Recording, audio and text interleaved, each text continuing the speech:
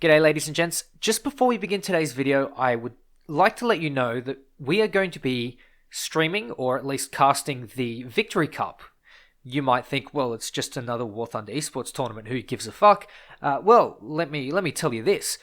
It's going to be streamed first of all by Esports Ready. Esports Ready is the brainchild of myself and a few other Astro members who have put a lot of time and work into building up a War Thunder esports scene. If you guys don't believe in an esports scene, well, just look at every other sort of big game that has an esports scene. Look how quickly issues get fixed regarding that. Anyway, if you guys do not give a fuck about esports, that's fine. But come and watch anyway, because you can get yourself 3-color aerobatic smoke, which is something that people have wanted for a very, very long time. That is going to be in the description below. All the information you need to know will be in the description. But I thank you guys for watching any of it. It's really, really special to myself, FFG, Mystic, Copsy, and Reams, who either cast, do some administration work, or, even down to the graphics. Everything is really, really important, and your support is even more so. You can also get yourself a couple of little decals and a couple of gun decorations. So if you're not a pilot, you can still get something. But I would highly recommend, just for your support, you come and watch at least on one of the streams. There's an English, French, German, and Spanish stream, and I think someone else is doing a Russian stream, but we'll see when we get to it. Anyway, ladies and gents, thank you very much for your time, and let's get on with the video. G'day ladies and gents, and welcome back to War Thunder. Thank you very much for putting up with that 1.5 odd minute intro that I wanted to do. Esports Ready is really special to me, and something being a success is always desirable. Anyway, today we're going to have a look at a very special match in the Mirage. Now, this is special for a couple of things, because in my opinion, it demonstrates what your greatest enemy is in any jet, regardless of what battle rating, what capability, what nation. All jets, at this tier at least, at rank 6, at very top tier, will always find this issue. Now, if you look at this sort of matchmaker, it's kind of diverse, and I like that. I really like having a matchmaker where everyone has something different to bring to the table. And I will probably say this in a few other videos that you may come across in the next couple of days. But for me, variety is the spice of life, and variety comes in plenty at top tier right now. And for me, that really means a lot. It genuinely makes the matchmaker beautiful. Anyway, so I'm in the Mirage here, and in this match, spoiler, I'm going to get myself a little ace. But it's not going to come with a sweet ending. And you'll see, we'll talk about that as it goes. So, what am I going to do in the Mirage? I guess the best way in the Mirage is to just play it aggressively, but not too aggressively to the point where you lose all your speed. You see, one of the things that you might think is your greatest enemy in top tier is turning too much. It could be 30G missiles, but it's not. It's a little surprise that you'll find out in a bit. However, in the Mirage, if you do turn too much, you're going to die. But in this case, I'll show you that's not always the case, because you get a little spicy at the end. Anyway, I'm going to use the avionics on board this plane to sort of look for targets. And you can see I've already spotted one, and I'm going to try and prep a missile.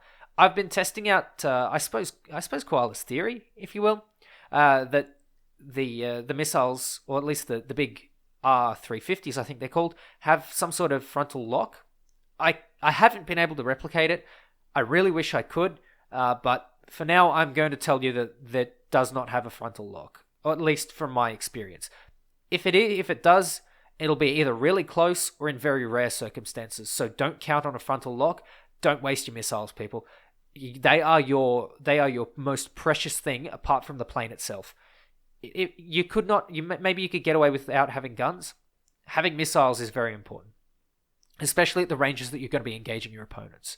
So what I'm doing here is I've noticed that a couple of enemies have decided to head away from me. They're not really interested. If they were, I would keep my speed up. But in this case, what I'm going to do is I'm going to flip back around and go and join into the fray. I have an altitude advantage, which I can then convert into speed. And you can see a lot of the enemies are sort of having their fill with my team, and I don't like that because my team is precious to me, and it should be precious to everyone, even though it is an online game and you cannot trust anyone, even your teammates.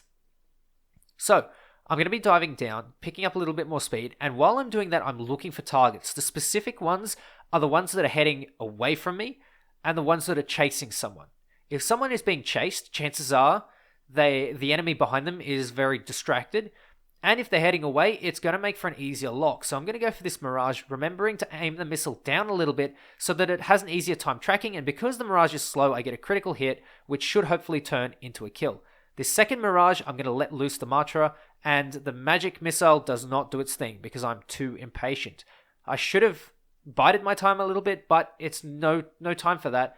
There is a MiG-21 and another MiG-21 firing their little R-60s at me. So what I'm going to do is I'm going to split S to try and reduce that distance and make them turn fight with me, or overshoot, which will allow me to get some speed back. Now, as I do that, a Phantom appears in front of me, which is really, really good timing, actually, because he's so slow. In fact, a lot of people have been sort of not speaking well of the Phantom, but I'll have a video discussing what I think of the Phantom in this patch. But no time for that as well, because a Mirage 3C comes out of nowhere, and I managed to give him a little boop with my 30 mils. Another Mirage is coming here, and what I'm going to do is I'm going to put myself up to a vertical, take a couple of hits, really, really lucky there, try and go for the reversal, but not get it. Now, this plane does not have flaps. It does have air brakes, and it has an afterburner. So what I'm going to do is I'm going to go into the vertical with the afterburner, and as I get to the top, I'm going to shut it off to fall quicker, and then as I fall, I'm going to re-engage it again. And this is something that you can do with flaps, you can do with throttle, and this is something that you might do in 1v1 tournaments, which is where I learned to do this, how to do this. So I managed to get a nice reversal on a Mirage. Phantom's coming in.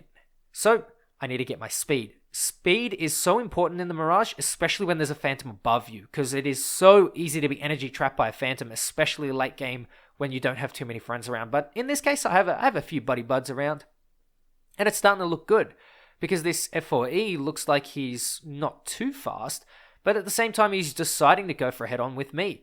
I don't really want that, so what I'm going to do, I'm going to go over the top, forcing him to go underneath, and then I'm going to roll back. Now, I lose it for a little bit because I didn't realize he turned in that quickly. He must have either slammed on the air brakes or done something a little bit... I have no idea, genuinely.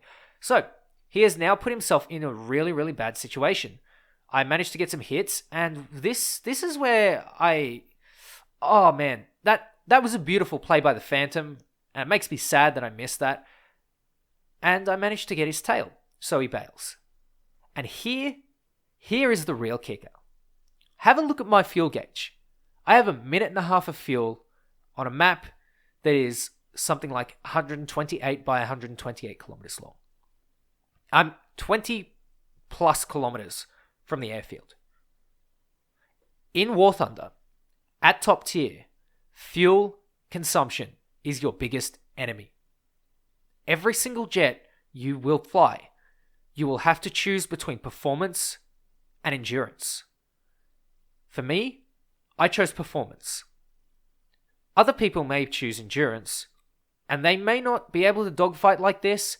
They may lose a lot more energy than in turns, but they will last the game longer.